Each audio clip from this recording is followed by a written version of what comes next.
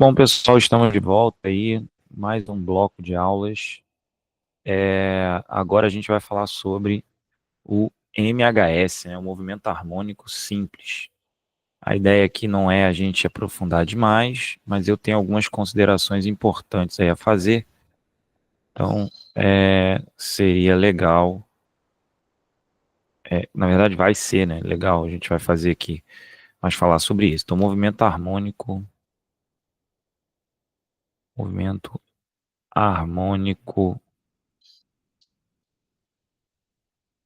simples, né? E ele é chamado de simples porque ele ocorre sem amortecimento, ocorre com oscilações periódicas. Então tem uma série de características aí importantes que tornam ele o movimento, né? Entre aspas, simples. É sempre difícil fazer essa linha aqui, mas vamos lá, vai dar certo. Aí pronto, melhorou, né? O pessoal costuma chamar ele de MHS, né? Movimento harmônico simples. Bom, e o que esse cara tem de interessante, né? O que conecta ele com tudo que já vimos até aqui? Bom, a primeira coisa é que ele se dá por um movimento senoidal, né? Cossenoidal ou senoidal, dependendo do que você quiser aí dizer. E ele, por ser um movimento senoidal ou cossenoidal, ele vai ter uma expressão muito característica de movimento. Então, você vai poder avaliar e antecipar características do movimento. Para chegar nesse movimento harmônico simples, eu vou começar, não por coincidência, com um círculo trigonométrico. Então, não é bem um círculo trigonométrico, né? Mas eu vou começar com um círculo. Então, vamos começar com um círculo, e esse círculo eu vou usar como base para definir coisas. Tá difícil fazer um círculo, né? Mas vou tentar aqui. Opa, agora saiu um círculo melhorzinho. Então, esse aqui é um círculo.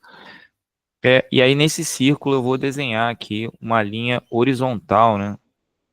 Assim, vou desenhar uma linha horizontal.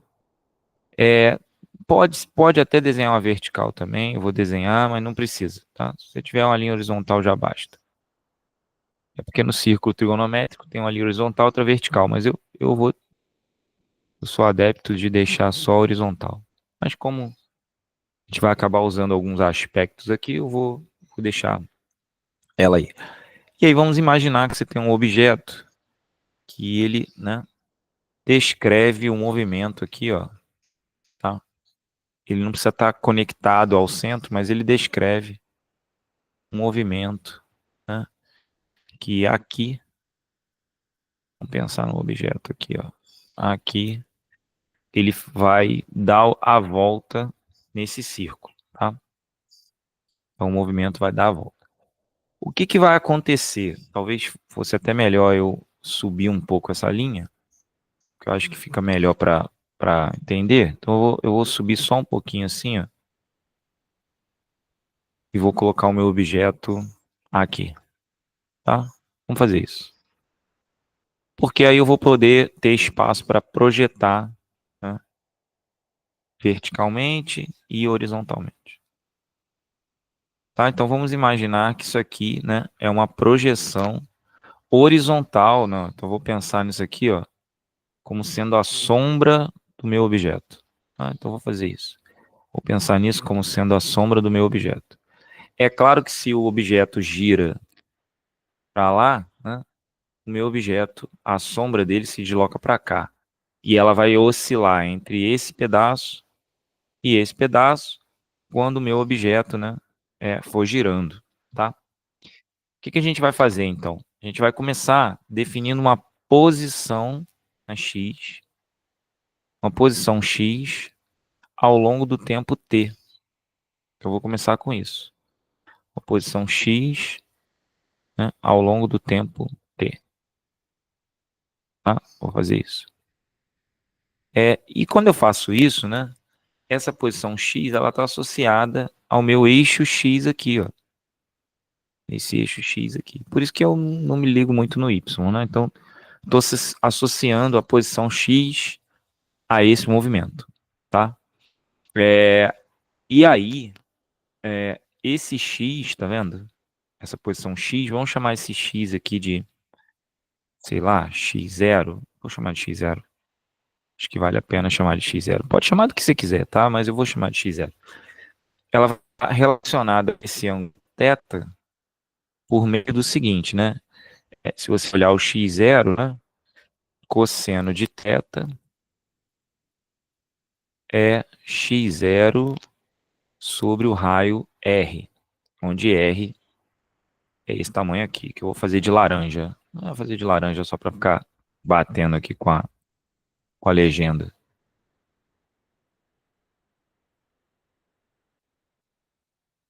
Ok, então o nosso x0 ele vai ser igual ao quê? R vezes cosseno de θ. Concorda? E esse R, né? Ele, quando o objeto está aqui nessa posição aqui, ó, a gente vai dizer que ele está na amplitude máxima, tá? Então eu posso dizer que o x, para cada instante de tempo, ele vale R cosseno de θ. Mas o θ, ele pode variar com o tempo. E a gente sabe lá do MCU, né, lá do movimento circular, do MCU, que acontece o quê? Lá no MCU, movimento circular. Esse θ, né, ele vale o seguinte, θ0 mais ômega t. Lá do MCU acontece isso. Ah, então esse θ que aparece aqui... Então vamos lá, vamos ligar uma coisa na outra. Esse θ que aparece aqui, como ômega 0, né, ou θ0 mais ômega t, ele é o mesmo que aparece aqui, só que dentro de um cosseno. Então o que que eu vou fazer? Eu vou escrever nossa expressão, né, como sendo, e aí por isso que eu falei, você pode chamar de x0 ou de x. É que x0 é uma posição específica quando θ é o θ0. Né? Então pode dizer que, mas se for um x específico, x vai ser r vezes um cosseno de um θ qualquer. Então aqui vai ser r vezes o cosseno desse θ. Mas esse θ, ele é θ0 mais ômega t, que eu vou me dar a liberdade de escrever como ômega t mais θ0. Então, ômega t mais θ0, né, é o θ em função de t. Beleza? Então isso aqui, ó, é o θ em função de t. Então, x em função de t, então eu posso melhorar essa escrita, né? Posso melhorar essa escrita aqui, ó. Posso melhorar. Eu posso escrever que é x em função de t é igual a r cosseno de θ em função de t também. E aí eu chego naquela expressão lá. Bom, então agora que eu já defini que o x em função do tempo é essa tralha toda, vou escrever aqui embaixo. Então já definimos que x em função do tempo é igual a r vezes cosseno de ômega t mais θ0. Podemos, então, nomear as coisas. Então, agora a gente vai começar a nomear as coisas. Esse R, ele é a amplitude. Por quê? Quando o ângulo é zero, né, cosseno de zero é 1 e o R é máximo. Então, a gente costuma dizer que no MHS, né, esse valor aqui, ó, que é quando o objeto está na sua amplitude máxima, o R se torna A. Como A é o R e é o mesmo ao longo do tempo, eu vou dizer que x de t, então, na verdade, é A vezes cosseno de ômega t mais θ0. Alguns livros gostam de chamar esse θ0 de φ, né, que é a fase inicial, ou isso aqui, ó, φ. Tá? Eu não gosto muito porque esse é o φ maiúsculo, e acho que esse é o φ minúsculo. Enfim, eu não acabo não. Na verdade, eles usam essa letra aqui, φ0. Tá? Eu não gosto muito de usar, não. Eu vou deixar θ0 mesmo, que eu acho que faz a referência perfeita com MCU. Tá. Bom, muito bem. Então, isso aqui, ó, é a função. Isso aqui é a função da posição no MHS. Já aprendemos uma coisa do MHS. Então, eu vou dar um exemplo. Vamos supor que você tenha uma função da posição no MHS que é dada por x de t igual a 2 cosseno de, sei lá, 3 π vezes t mais π. Não vou botar π, não, vou botar π sobre 4. Pronto, vai ficar um negócio diferente. Isso me diz que o meu movimento, né, o que isso aqui me diz? Que eu tenho um movimento que poderia ser associado a um MCU, né, no qual, deixa aqui na minha mesa que está me atrapalhando aqui, no qual, né, esse movimento começa com um ângulo de π sobre 4. Eu vou desenhar a linha vertical e horizontal para a gente poder se situar. Mas o meu movimento começa com π sobre 4, ó, começa aqui, ó.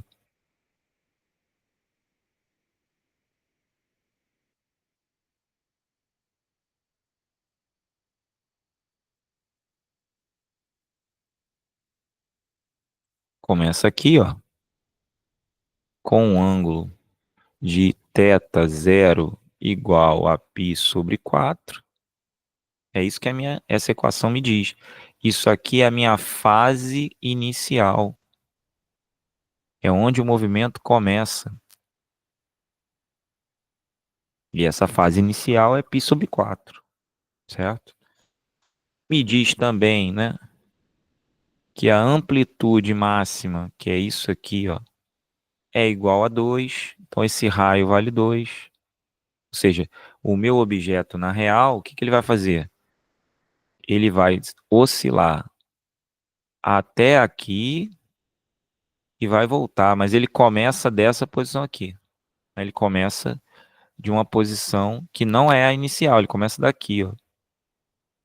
Mas ele vai oscilar até essa posição máxima e até o outro lado, numa posição menos 2, né? Ele vai oscilar entre mais 2 e menos 2, certo? Porque é como se ele estivesse dando a volta no círculo, mas ele está andando na horizontal. Ele está oscilando entre, né, uma posição máxima e uma posição mínima. Ok? Esse 3π aqui, ó, é o nosso ômega. É o nosso ômega. Esse ômega a gente chama normalmente de frequência angular. Por isso tem esse nome, frequência angular. Tá? Porque é o quanto de ângulo está mexendo, virando, mudando. E lembra lá do MCU, esse ômega ele é 2π sobre t, certo? Então ali, ó, eu vou ter o quê? 2π sobre t igual a 3π. Ah, então é por isso que o período, ó, é por isso que o período é 2π, que é o valor que multiplica o t, dividido por 3π, ou seja, esse fator que aparece aqui, ó, divide, né, o 2π, certo? Porque é 2π sobre t. Tem a ver com essa equação aqui, ó. Ó, o período é 2π sobre ômega, e ômega multiplica t. Então, o nosso período, t, é 2/3. 2/3 de quê? Se estiver no SI, 2/3 de segundo, tá? 0,666. Então, eu estou trabalhando com um objeto que leva cerca de 0,6 segundos, menos de 1 segundo, para se mover, para ir e voltar. Muito bem, posso achar a frequência agora. Que se eu sei que isso aqui é o período, sei qual é a frequência. A frequência, ó, F do movimento, é 3 sobre 2 Hz. Ou seja, 1,5 Hz. 1 ciclo e meio por segundo. Então facilita a minha vida pra caramba. Então o MHS é isso, né? Você conseguir entender que a posição, né, ela está associada ao movimento circular. É claro que não precisa ser um movimento circular, né? Eu fiz isso para você entender. Você pode ter essa mesma dinâmica pensando num objeto, né, que está preso a uma mola, certo? Está preso a uma mola,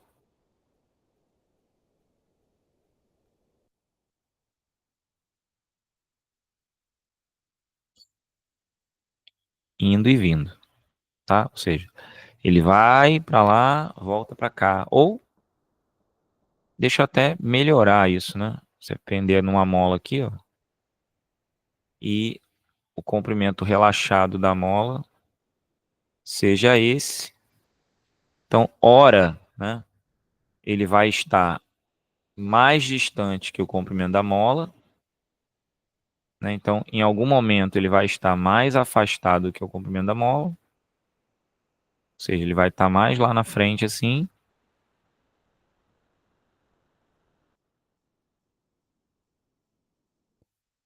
Deixa eu botar aqui embaixo. E ora ele vai estar menos afastado que o comprimento da mola. Vai ser algo assim, né? Deixa eu melhorar aqui. Ou seja, é como se ele fizesse isso, ó.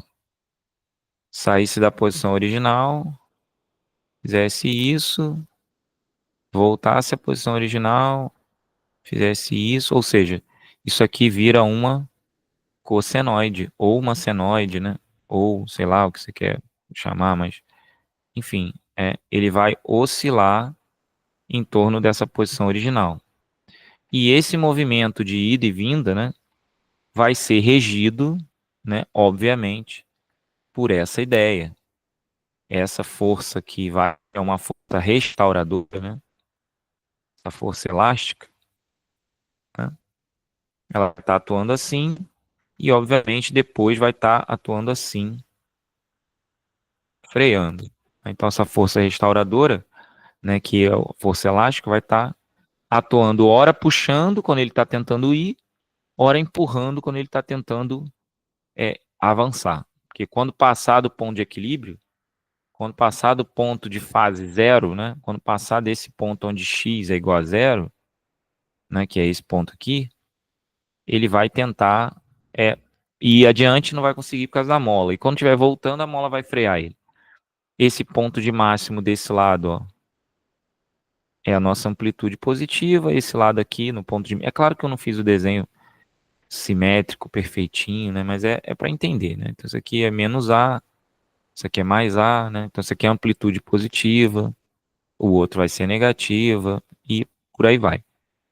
Então, eu consigo entender o que está acontecendo a partir disso, né? A gente consegue ter uma análise breve, porém bem completa, sobre o movimento. É claro que você pode melhorar isso, né? Como? Eu sei que quando tiver no máximo, né, olha só, aqui, vamos voltar para cá. Quando eu tiver no máximo, né, eu vou ter x de t, né, igual a cosseno de ômega t, né, mais φ. Então, eu vou ter aí a minha posição, né, função do tempo. Mas aí eu quero descobrir qual é a força, né, qual é o período. Enfim, eu quero entender se eu tenho uma mola de constante elástica K, eu tenho uma mola de constante elástica K, qual vai ser, quer dizer, eu tenho uma massa M, eu estou dizendo isso, né? Eu tenho uma massa M e uma mola de constante elástica K. Se eu, né, puxar esse objeto para cá, para essa posição A, não vou chamar de A, porque já tem A ali, né? Para uma posição P, deixar ele oscilar, ele vai vir até uma posição Q, vai ficar oscilando entre P e Q. Qual é a relação entre M e K e tudo que a gente viu? Para isso eu preciso avançar. tá? Então vamos avançar um pouco. Já achei aí, né, o X, já tenho como achar algumas coisas. Por exemplo, já dá para eu saber qual é a energia máxima acumulada na mola. A energia máxima acumulada na mola vai ser 1 meio de Kx ao quadrado. E qual é o X máximo? A. O X máximo é A. Concorda? O que vai acontecer quando o cosseno de ômega t for 1. Então, a energia máxima acumulada na mola vai ser 1 meio de K vezes A ao quadrado. Né? Essa energia máxima. É claro, né? Que se eu quiser calcular a energia num ponto específico, eu vou usar a elongação da mola num ponto específico. Eu vou usar isso aqui. Então, nessa primeira equação aqui, ó, eu acho a energia em função do tempo, certo? E nessa segunda equação aqui, ó, eu acho a energia máxima acumulada na mola, porque eu estou usando amplitude máxima. E é claro que, por exemplo, se o cara perguntar a você assim, ó, quando ele estiver na metade do caminho aqui, o que que acontece? Isso é uma pergunta que volta e meia aparece. Quando ele estiver na metade do caminho, o que que acontece? Aí você vai e joga aqui, ó. Você já vai na malandragem, pô, energia na metade do caminho. Vamos botar de E meio. Vai ser meio de K vezes x sobre 2 ao quadrado. Então, é meio. X, na verdade, é o A, né? Eu botei X, eu vou botar A de volta. Só para não ficar um troço meio perdido. Já que X é o máximo, vou botar A sobre 2. Ó. A sobre 2 ao quadrado. Então, a minha energia na metade do caminho vai ser 1 meio de K vezes A ao quadrado sobre 4. Ou seja, vai ser K ao quadrado sobre 8. Né? K ao quadrado sobre 8. Que é 1/4 da energia máxima. Tá vendo? Que é 1/4. Esse 4 que aparece ali divide por 4. Então dá para eu já achar algumas coisas aqui que antes eu não tinha, né? Então consigo achar algumas coisas. Então essa aqui é 1/4, só para ficar claro, né? Isso aqui é 1/4 da energia máxima. Então é meio, é meio. A energia na metade é 1/4 da energia máxima. Então dá para a gente achar aí algumas coisas. E por que que eu estou falando isso? Porque às vezes ele fala assim, o movimento se dá e a energia máxima é, sei lá, aí fala que a energia máxima é 100 joule. Qual a energia na metade do caminho entre a elongação máxima e o ponto de equilíbrio? É 1/4 de 125 joule. Então, se ele pedir a cinética, que é né, ele está se movendo. Então, se só tem elástica e cinética, a cinética é 75 joule. Certo?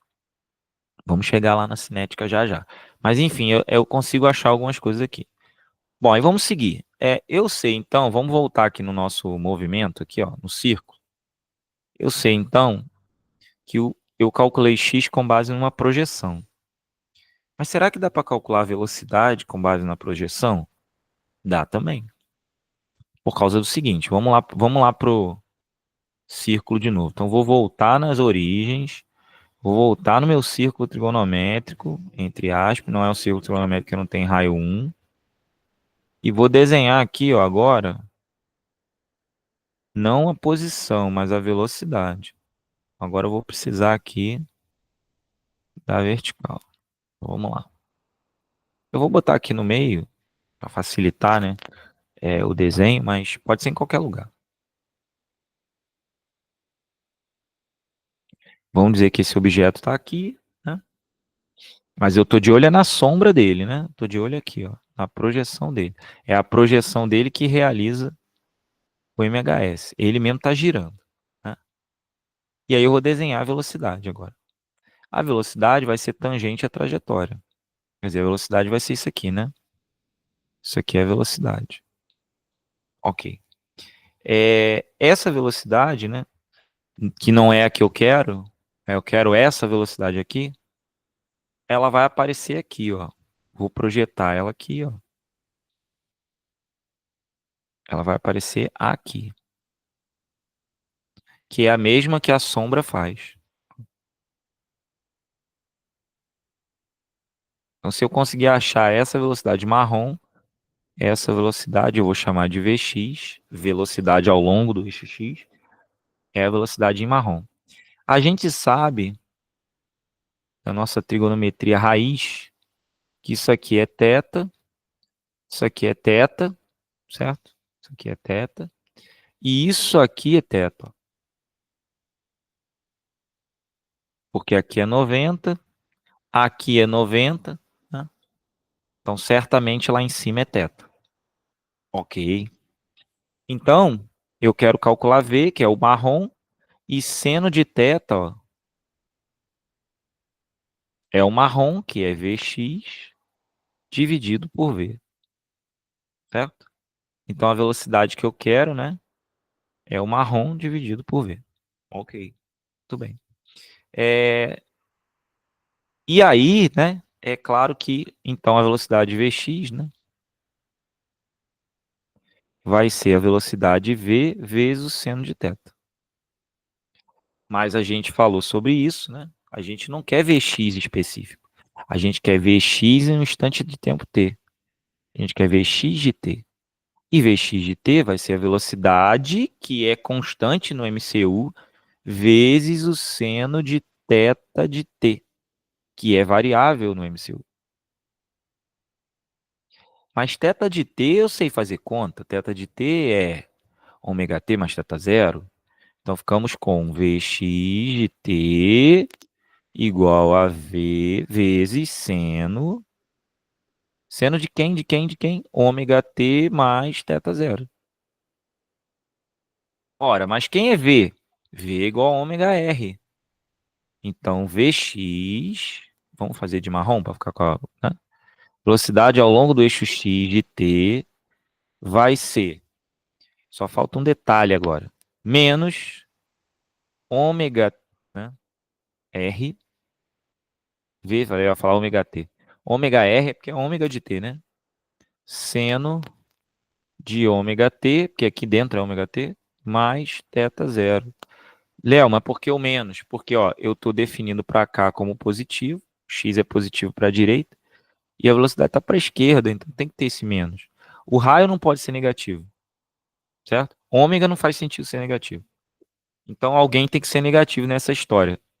E quem vai ser negativo nessa história é, é a expressão toda, é o V. Ok, então achei, né? V de t é ômega r, beleza. Então agora eu já tenho uma expressão que eu calculo a velocidade ao longo do tempo. Essa é a velocidade ao longo do tempo. Então já posso calcular a energia cinética máxima. Que é a energia cinética máxima? Que é quando passa pelo, pelo centro aqui, ó. Isso fica evidente agora, ó. A energia cinética máxima vai acontecer quando isso aqui, ó. Quando isso aqui for igual a 1. Isso só acontece de ser 1 quando o ângulo é 90, que é quando o objeto está aqui em cima e sua projeção está aqui. Ou seja, o V é máximo, quando isso é 1, então é menos ômega R. E daqui eu posso tirar a energia cinética máxima. A energia cinética máxima vai ser 1 meio da massa vezes a velocidade máxima ao quadrado, certo? Então a minha energia cinética máxima vai ser o quê? Energia cinética máxima vai ser 1 meio de m vezes ômega r ao quadrado, ou seja, ômega ao quadrado, r ao quadrado, certo? Eu achei aí a minha velocidade máxima. Ok. Então, eu posso agora calcular a energia mecânica desse sistema, né? Porque a energia mecânica desse sistema vai ser a soma da energia cinética, né? 1 meio, né, de m vezes, né, mais o outro. Então dá para a gente pensar nisso, né? Então, a energia, aí agora vai vir uma equação complicada, né? Porque o que vai ser energia? A energia mecânica vai ser a energia cinética mais a energia potencial, elástica nesse caso. Então, a energia mecânica vai ser energia cinética, 1/2 de mv. Quem é V? Hã? V é menos ômega R seno de ômega t mais φ zero, que é θ zero, ao quadrado, mais 1/2 de k vezes x ao quadrado. Mas quem é x? É R cosseno de ômega t mais θ zero ao quadrado. Pronto, essa é a equação aí, bizarra, mas é essa, né? Então tem um cosseno ao quadrado, tem um seno ao quadrado, dá para mexer ali um pouquinho, né? Porque tem seno ao quadrado e cosseno ao quadrado, vezes valores muito parecidos. Então dá para dar uma ligeira adaptada, né? E encontrar algumas coisas aí interessantes, né? Algumas coisas interessantes. Porque aparece seno ao quadrado mais cosseno ao quadrado vezes R, né? Talvez se der uma fatorada, né, a gente consegue achar aí algo legal, mas, enfim, fica aí a observação para você, né? Você tem uma equação que permite relacionar as coisas, né? Calcular a energia em cada momento e, né, pensar aí num possível. Por exemplo, se o ômega for 1, né? A massa for 1, K for 1, dá para achar algumas coisas interessantes. Mas, enfim, achei então a velocidade. Falta achar a aceleração, né? Porque com a velocidade eu tenho agora energia cinética, com a posição eu tinha potência elástica, mas agora está faltando encontrar a aceleração. Então vamos para a aceleração. Vamos lá para a aceleração. Lá na aceleração, como é que eu vou voltar de novo na figura? Ó. Vou usar mesmos critérios que eu usei ali. Lá na aceleração, você vai ter o seguinte, ó. Caraca, é cada vez mais difícil fazer um círculo aqui. Você tem aqui, ó. Ah, tá bom, eu acho que tá ótimo. Você tem aqui né, uma vertical, uma horizontal. Vamos de novo colocar o objeto aqui, né, numa posição aqui específica. Aí acho que não precisava nem ter subido tanto. Vamos calcular aí a aceleração dele, né? A aceleração dele, você vai convir comigo, que é a aceleração centrípeta desse objeto aqui. Mas o que me interessa não é a centrípeta, é a aceleração da projeção, né? É a aceleração da projeção. Ou seja, eu quero essa aceleração aqui, ó, que vai aparecer aqui.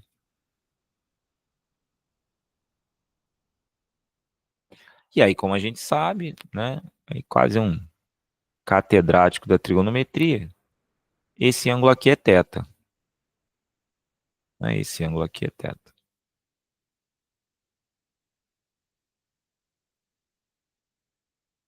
Logo, esse ângulo aqui também é θ. Ah, então a aceleração centrípeta, né, vezes cosseno de θ vai me dar a aceleração que eu quero. Negativa, claro, negativa.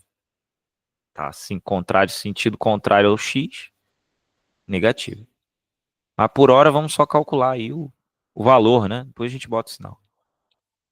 Mas a aceleração centrípeta é v ao quadrado sobre r. Ou, vamos chegar lá, ax, v igual a ômega r, então vai ficar ômega ao quadrado r, cosseno de θ, ax. Ah, então já entendi. Já entendi tudo. Já entendi agora, como diria o meme. O A de t, que é a aceleração em função do tempo, sempre será menos, porque está contrário ao sentido do movimento, ômega ao quadrado r cosseno de θ em função de t, que é ômega t mais θ0. Então, essa é a equação que me dá, né, a aceleração em função do tempo no MHS, que basicamente é a centrípeta projetada. Ok, então já tem aceleração. Muito bem, já temos a aceleração. Só que aí agora vem uma pergunta fundamental, né? Quando o objeto estiver na amplitude máxima, o que vai acontecer? Cosseno é 1. Então, na amplitude máxima, então, ó, na amplitude máxima, lembrando que o R é A, né? Na amplitude máxima,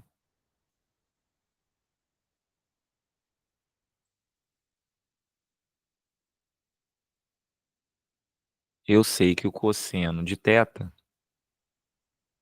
ou seja, o cosseno de ômega t mais θ0 é igual a 1.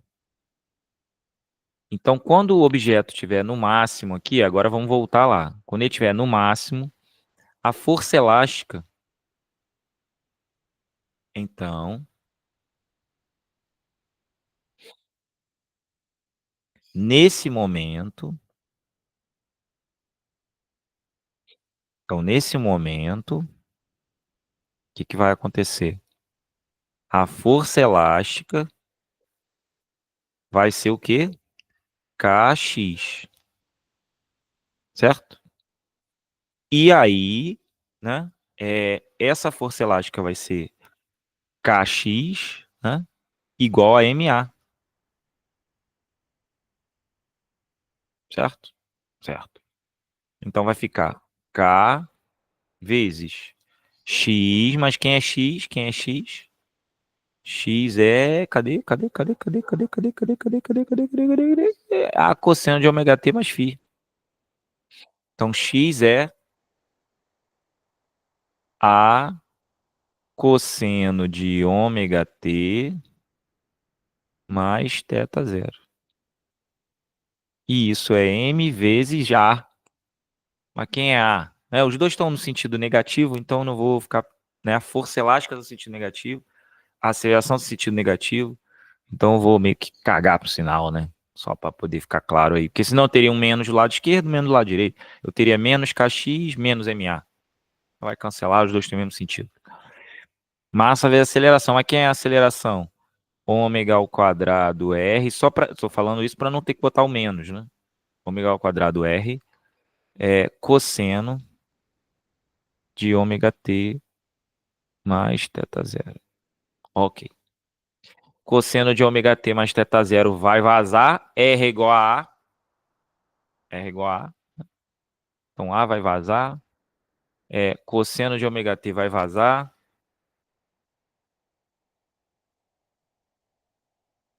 Tá? Vazou. O que descobrimos? Descobrimos que K é igual a M vezes ômega 2. E, portanto, nosso ômega raiz de K sobre M. Nosso ômega é raiz de K sobre M. Mas, Léo, para que isso serve? Calma. Chegaremos lá. Tenho raiz de K sobre M. Às vezes ele pergunta para você assim, ó, qual é o período de oscilação, sabendo que você tem uma mola de constante K e massa M. Qual é o período? Aí você, malandramente, vai pegar essa equação, ó. Ômega é 2π sobre T. E isso é raiz de K sobre M. Então, quem é T? 1 sobre 2π é o inverso. 1 sobre 2π, né? Raiz de M sobre K. Tá aí, ó. Massa maior, período maior. Mola mais dura, período menor, certo? Então, a mola mais leve, mais simples, menos resistente, oscila mais devagar. Uma mola mais dura, esse oscila mais. Então, achei aí o período de oscilação, né, de um objeto preso a uma mola de constante K e tem massa M. E, além disso, escrevi as 3 equações da aceleração, ó, aceleração, não esquecer do sinal, aceleração, e escrevi a equação, né, da velocidade, tá aqui velocidade, né, e escrevi a equação da posição, tá aqui a posição, posição, cadê? Posição, tá aqui, vamos, para manter o padrão, vamos sublinhar aqui também, posição, né? E aqui, ó, função da posição no MHS. Certo? Então, com isso, eu tenho tudo que você precisa para calcular todos os dados do MHS, seja aceleração, velocidade, etc. Tá? Bom, o que, que fica faltando? Fica faltando apenas entender qual é a relação entre isso, né, e o período de um movimento assim, ó,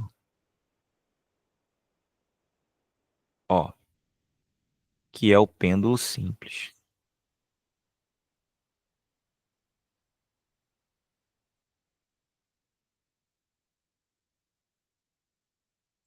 Então, o que, que tem o pêndulo simples?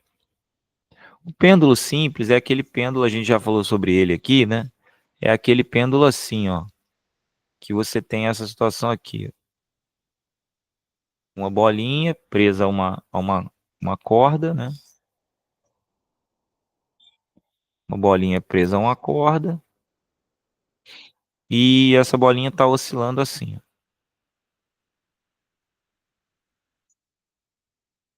tá? Aí digamos que aqui embaixo, ó, você está olhando a sombra desse movimento.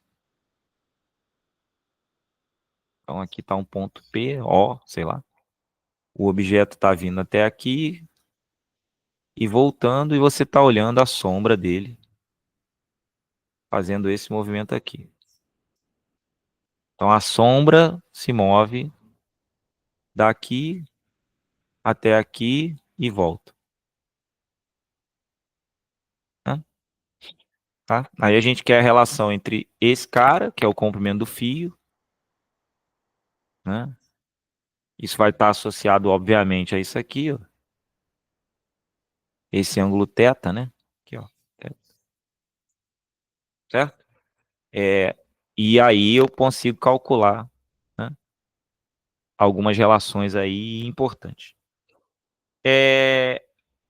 Uma das coisas aqui, né, interessante, né, é que esse ângulo θ tem que ser pequeno, né? Ele tem que ser pequeno para que isso possa ser válido, tá?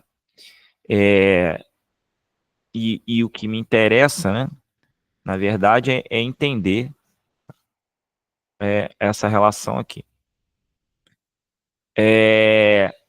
O período, nesse caso, né, vai ser 2π raiz de L sobre G, tá? Ele vai ter essa relação aí. Vamos tentar entender aí como que isso acontece. Bom, a primeira coisa, né, é entender como que o movimento se dá. Acho que essa é a primeira etapa, né? Que era o que a gente vinha fazendo antes. Então, se eu tenho esse x aqui, né? Se eu tenho esse x, né? Se eu sei isso, se eu tenho esse x, eu consigo aqui, ó, fazer uma associação, né? Porque essa posição vai estar associada a isso. Então, o que que eu vou fazer? Eu sei que aqui, lá sendo θ, né? Você vai ter, ó, um movimento que envolve a tangente. Porque olha aqui, x a partir de uma posição específica, vamos colocar aqui 0 e esse posição, a posição x. A tangente de θ, ó, a tangente de θ, ela é x sobre, né? Pode até, na verdade, você pode até, é que assim, tanto faz a tangente, né? Eu ia usar a tangente, mas tanto a tangente quanto o seno serve, mas eu vou direto no seno.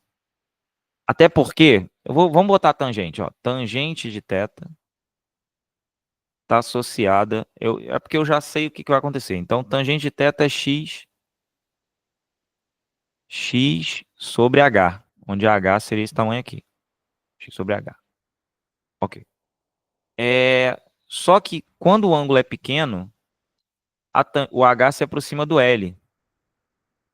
E se o h se aproxima do L, a gente poderia usar o seno de θ. E o seno de θ é x sobre L. Ou seja, x é igual a L vezes seno de θ. Pronto. Né? Mas aí o θ, né? É aquela velha história, né? O θ ali, ele pode ser associado aqui. Então, x é igual a L vezes seno de ômega t aí, ó, mais φ. Né? Pensando num φ 0 igual a zero, né? Fase inicial nula, x vai ser igual a L vezes seno de ômega t. Né? Então, se ômega é 2π sobre t, né? Ômega é igual a 2π sobre t, né? Agora a gente pode pensar aí que t 2π sobre ômega. Pronto, já tínhamos falado sobre isso, né? O período é 2π sobre ômega. Então agora só tem que relacionar o ômega, né? Com o x ali, né? E como é que eu faço isso? Bom, vamos voltar aqui.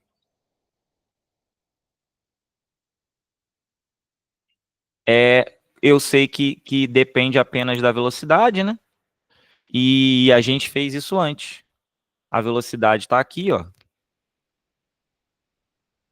velocidade está aqui. Essa velocidade projetada, né? O que ela é? V, né? Aqui, ó. Projetada para lá. V é igual, porque aí é ômega R, né? E o R é L. O raio é o próprio L, o raio da trajetória. A gente já tinha feito isso, né? Então, eu meio que estou refazendo o processo, só que agora pensando na mesma ideia de antes, né? Tirando a fase, etc. Mas quem vai ser o V?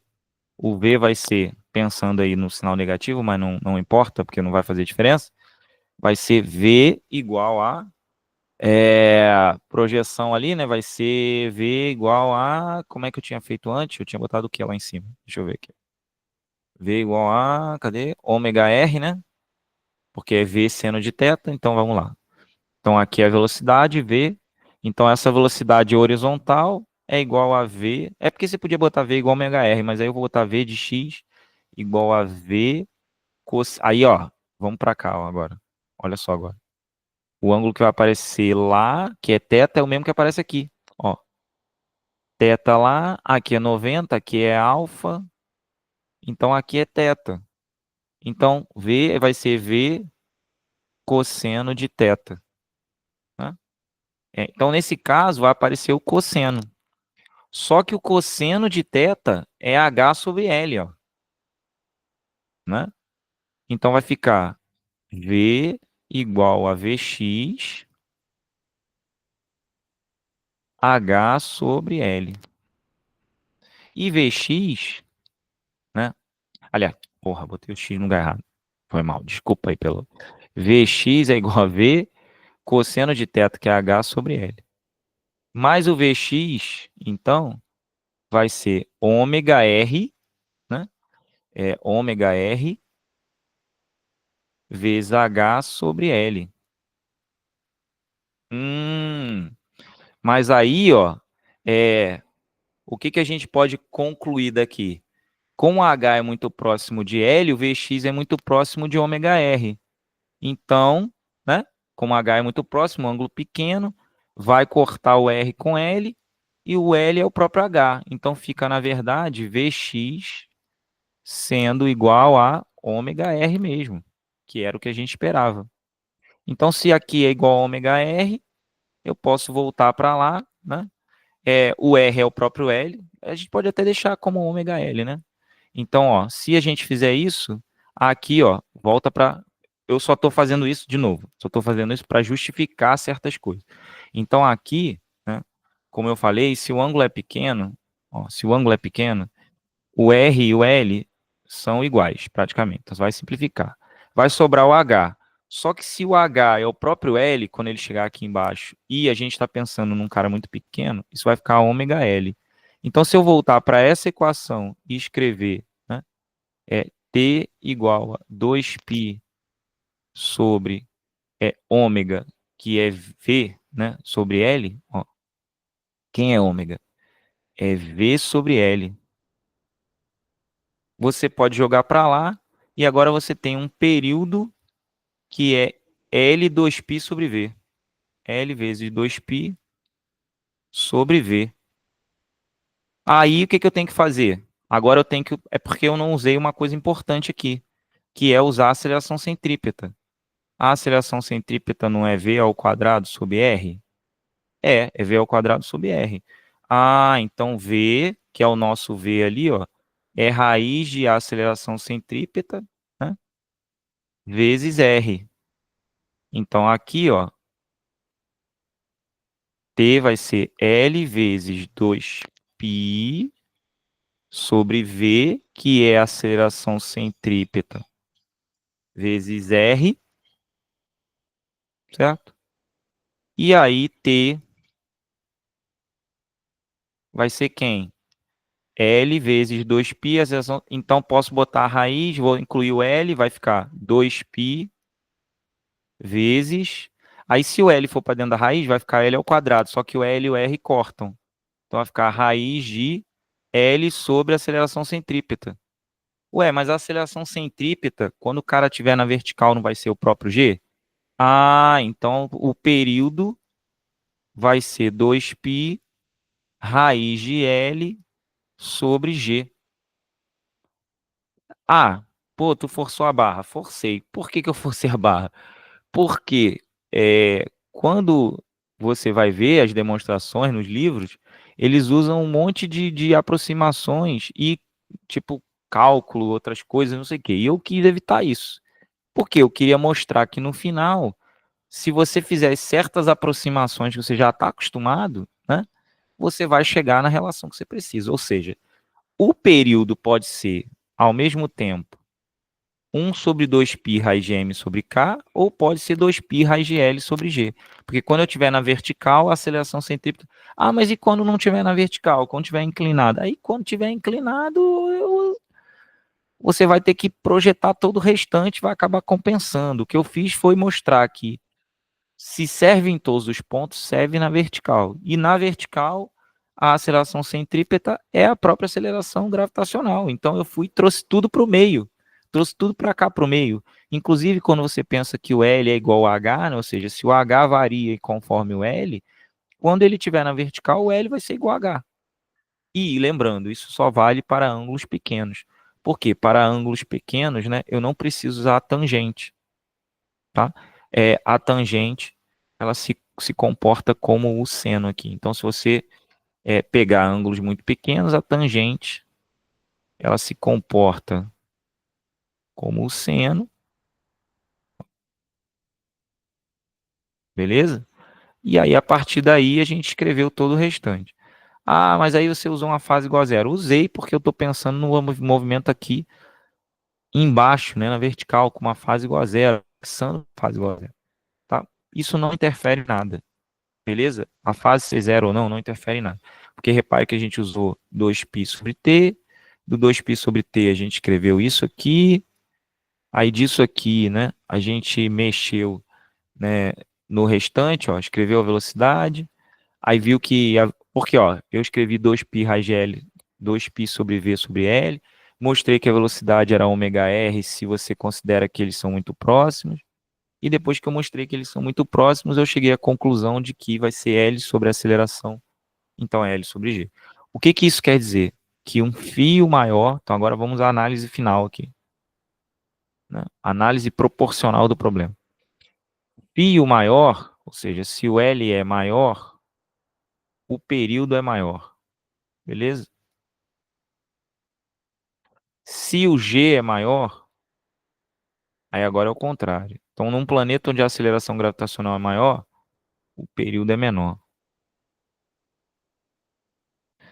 Pô, Léo, mas onde pode aparecer essa ideia de um fio maior, fio menor? Às vezes eles pegam e misturam isso com dilatação. O que que acontece na dilatação? Vamos supor que o fio é um fio de cobre. Aí tu aqueceu, o comprimento aumenta. Se o comprimento aumenta, o período aumenta. Então, por exemplo, um relógio de pêndulo, que o fio aumentou porque dilatou, aumentou 10% seu comprimento. O que que vai acontecer com o período? Então, às vezes, eles fazem isso. Eles fazem assim, por exemplo, ó, vou te dar um exemplo bem simples, para finalizar aqui o bloco, já que esse final é pesado, né? Um exemplo, ó. Aí eu vou forçar um pouquinho também, né? Digamos que por conta da dilatação, o comprimento do fio passou a ser 21% maior. Quer dizer, cresceu bastante. Então ele passou a ser isso aqui. Quando você jogar lá, né? Você vai ver que a raiz, o que que vai acontecer com o período? O novo período vai ser 2π, raiz de 1,21 é 1,1, então vai ficar vezes 1,1 vezes raiz de L sobre G. Ou seja, o período vai aumentar em 10%. Vai ficar 1,1, 2π raiz de L sobre G. E aí, como é 1,1 fator multiplicativo, significa que houve um aumento de 10%, tá? Então, esse aumento de 10% se deve a uma dilatação. Assim como a gente pode falar que ele contraiu, né? Estava num lugar mais frio, né? Aí fica mais rápido o período. Então, tudo isso pode ser parte de um problema que envolva, né? Dilatação e MHS de uma forma teórica. Ele não precisa botar conta. Ele só precisa perguntar o que que acontece com o período, né? Ou então, por exemplo, ele pode dizer que dilatou, mas você está num planeta que a gravidade é maior. Aí quer saber o que que acontece com o período, se ele aumenta, se ele diminui, o que que acontece. Então, tudo isso é uma pergunta simples que pode aparecer e que não é complicado. A demonstração em si, eu fiz só para justificar, porque eu não gosto de ficar dando a fórmula sem justificar. Mas eu já tinha dito antes que era 2π raiz de L sobre G. E eu já sei que é uma fórmula que dá trabalho para demonstrar. Mas está aí, né? Então, o período é 2π raiz de L sobre G por conta dessas breves aproximações. Você pode chegar, né, assim como eu fiz para demonstrar, né, que como eu calculo a energia máxima, como eu calculo o período no caso anterior, né, no raiz de m sobre k, você pode fazer já direto no ponto mais baixo. Fazer tração, né, tração menos peso igual a ma, aí, bom, enfim, escreve a relação de, de força, calcula essa relação e depois usa. Isso te ajuda também. Mas ainda tem que conectar com V igual a ômega R. Então, de qualquer jeito, isso dá um certo trabalhozinho enfim, é chato de maneira geral. E você ainda precisa entender que esse T não é atração, é o período, e tem que relacionar isso com peso. Então, é uma coisa meio chata de qualquer maneira. Já tentei vários caminhos, sempre todos eles são chatos. Mas fica a teu critério, beleza? Então, isso encerra nosso segundo bloco aí de hoje, com uma coisa bem densa mesmo, né? Um conteúdo bem denso, mas era necessário falar sobre ele, e eu encerro essa parte aí de MHS. Minha sugestão, dependendo do concurso, você só vai precisar das equações dos movimentos, né? E das relações de energia cinética máxima e energia potencial elástica máxima. No máximo que você vai precisar é da fórmula dos períodos, mas não da demonstração delas. Então, guardar as fórmulas já vai te ajudar bastante. Beleza? Então é isso. Vou encerrar esse bloco e espero ter ajudado aí de maneira geral.